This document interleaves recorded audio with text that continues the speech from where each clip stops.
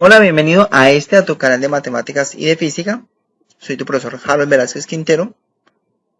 Esta es una secuencia de videos del curso de física electrostática. Abajo en la descripción del video te dejo el link de mi página web donde puedes ver en orden todos los temas del curso de física electrostática. Estamos en un video calculando el campo eléctrico producido por cargas continuas, es decir, que no son cargas puntuales, sino que son cargas que están repartidas de forma uniforme sobre una superficie, sobre una barra. En este caso, pues es una barra que nos dice una barra delgada de longitud L y carga uniforme por unidad ρ.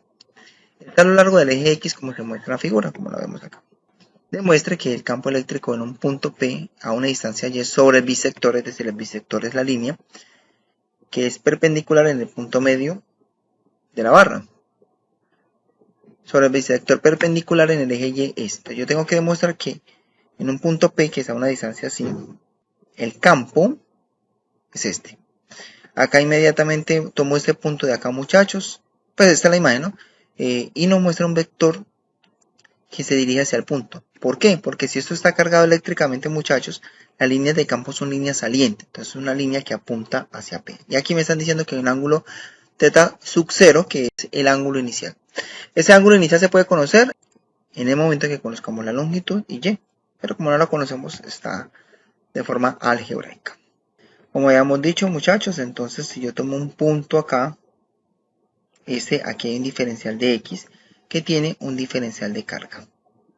Entonces la línea de campo es una línea que viene así. Si este ángulo es θ sub 0, es el mismo ángulo que está acá. Esta línea verde que vemos acá debería estar acá sobre el punto P. Pero las coloqué a los lados, muchachos, para que se logren ver, porque cuando lo coloco acá se monta una sobre la otra, ¿sí? Entonces si ponemos esta línea acá, que es paralela a esa línea de acá, está sobre la misma línea, el ángulo que vemos acá es igual a ese ángulo de acá por opuestos por el vértice. Pero este vector que veo acá se me va a descomponer en dos vectores, uno en Y y uno en X. Recuerde lo mismo que he hecho en todos los videos de campo eléctrico. Si quiero calcular el campo eléctrico en un punto, en ese punto dibujo un plano cartesiano y a partir de ahí tomo mi sistema de referencia. Entonces este vector se me va a descomponer en un vector en Y y un vector en X. Pero si pienso en un punto que está en el lado opuesto, formando el mismo ángulo acá con la vertical, ahí también hay una línea de campo saliente que apunta hacia acá, la línea que vemos de rojo, y como este ángulo es igual al de acá, y estos dos puntos están a la misma distancia del punto P porque está sobre la línea perpendicular en el punto medio, como están a la misma distancia, las dos líneas de campo son de igual magnitud. Por lo tanto, si hago la descomposición vectorial, los vectores en X se me cancelan, como se ven ahí. Solamente quedan vectores en Y.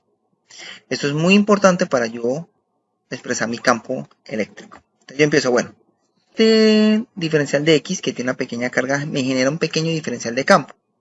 Ese campo se calcula como la constante por el diferencial de carga, por la cantidad de carga que hay sobre distancia al cuadrado.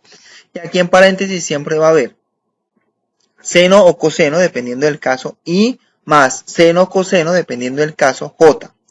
Pero como noto que se me cancela los X, no pongo nada en Y. Sería 0. Realmente sería algo así como 0i más coseno de θ en J. Ahora, ¿cómo hago yo para saber cuándo va seno o coseno? Dependiendo del ángulo. Entonces yo miro acá mi ángulo. Mi ángulo es este. El opuesto se trabaja con seno.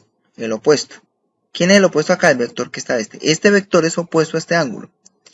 Por eso ese vector va con seno. Profe, el seno no se ve acá porque recuerde que ese es en X. Este va con seno y este también. Y los dos vectores se me cancelan, se me anulan. Entonces por eso no lo coloqué. Y este vector de acá es el cateto adyacente. Y el cateto adyacente siempre va con coseno. Por eso es que aquí queda un coseno y en J. Que indico que el campo va a ser en J. Como lo vemos acá. Entonces aquí lo que hice fue tomar un campo cualquiera. Con un ángulo cualquiera. Entonces decimos, ¿qué es coseno? Coseno es el adyacente, porque este ángulo, este sería el cateto adyacente, es el opuesto, el adyacente sobre la hipotenusa. Me quedaría coseno de θ es igual a y sobre r. ¿Quién es r? R es la distancia que hay del diferencial de campo al punto. Y noto que la R es una variable. Va a haber un máximo que es en el extremo y un mínimo cuando esté justo debajo, que esa distancia va a ser y. Coseno de teta por el radio va a ser igual a y. Entonces este coseno de teta lo paso a dividir. Lo elevo al cuadrado, profe. ¿Por qué lo estamos elevando al cuadrado? Porque recuerde que el diferencial de campo está el radio al cuadrado. Estoy hallando la distancia al cuadrado, muchachos, para poderla poner en la expresión. Entonces recuerden que tenemos la constante por el diferencial de carga sobre r al cuadrado, que es esta expresión que me dio acá. Haciendo una división de fraccionario, me quedaría que coseno al cuadrado sube, coseno al cuadrado por coseno me haría coseno al cubo. Aquí hay algo interesante y es que la k y el y al cuadrado es constante, entonces lo puedo sacar de la integral. Recuerdo que es la densidad de carga, es la carga sobre la longitud. Como esa longitud está en el eje X, es lo mismo que tener un diferencial de carga, es decir, una pequeña carga, dividido en una pequeña longitud en X. Ese diferencial de X lo voy a pasar a multiplicar, entonces me quedaría densidad por diferencial de X igual al diferencial de carga. Entonces aquí, en esta expresión que tenemos acá, muchachos, quito el diferencial de carga, porque aquí hay dos variables, el diferencial de carga y el ángulo. Ya necesito dejarlo solamente en términos de una variable. Entonces quedaría que el diferencial de carga lo quito por la densidad de carga por el diferencial de X. Y aquí sigo con el problema. X es una variable diferente al ángulo. Entonces vuelvo a pensar en esto. Acá se me forma un triángulo rectángulo para un ángulo θ cualquiera, donde R es la hipotenusa, el cateto adyacente Y y X. La única variable acá son la hipotenusa, que es el radio, y el cateto opuesto. El cateto adyacente es una constante.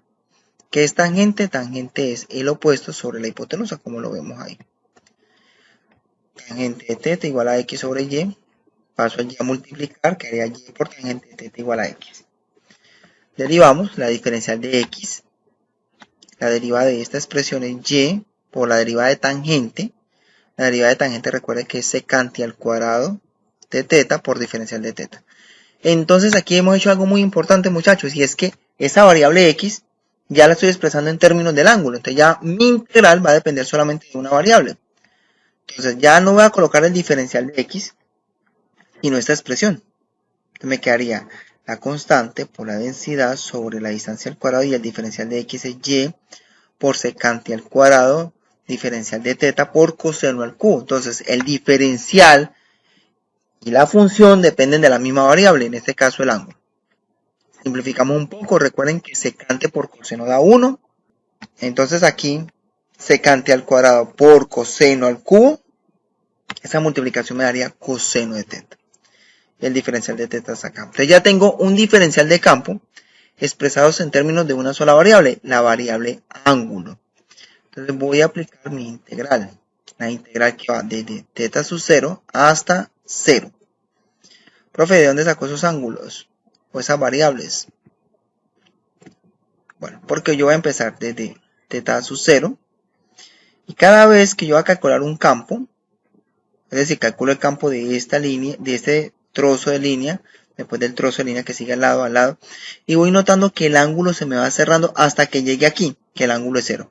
Parto del hecho de que el campo que está a la derecha, de aquí de mi pantalla a la derecha, es igual que el de la izquierda. Entonces, para no tener que calcular todos esos dos campos,